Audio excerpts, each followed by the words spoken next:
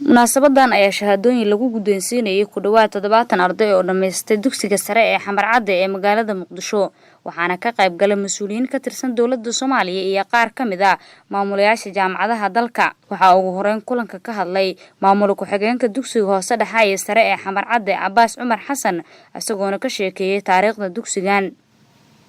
Umar Abdullaahi Maxamed oo ku hadlay magaca waalidiinta Soomaaliyeed ayaa ugu hambaliyay ardada guusha ay ka gaareen dhanka waxbarashada waxaan ka codsan waalidiinta ilmihiina shalay waa aragteen maanta hadda ma waayaan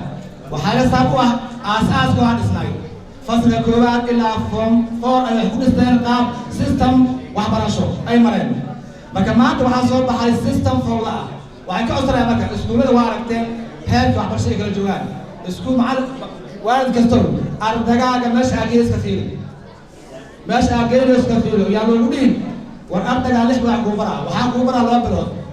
maamulaha dugsigan Qaasim Maxamed Ibrahim ayaa sheegay inay ugu tala galeen ardada Soomaaliyeed ee sanadkan dhameystay dugsiyada sare ee dalka tababaro ku saabsan qaabka ay u xulanayaan kulliyadaha ay jecel yihiin inay bartaan waxaan diyaarinay program lagu bari doono ardada oo qaabka ay takhasuskooda u rabaan ay ugu baxaan basicalka hoosena ay ugu soo baxaan barnaamij jimci iyo khamiis ah oo ardada loogu dhisi doono maadooyinka isleeyihiin waad ku liidataan iskuulka waxaa ka baxo ilaa 11 maado ayaa ka baxdo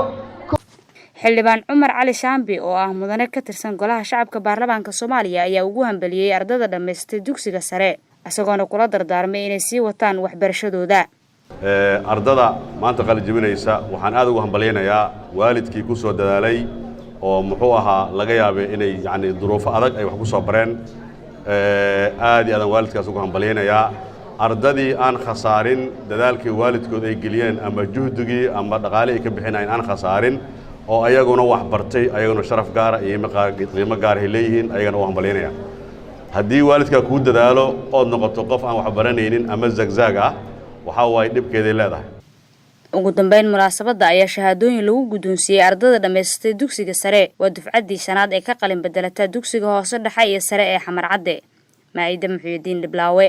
warbaahinta qaranka Muqdisho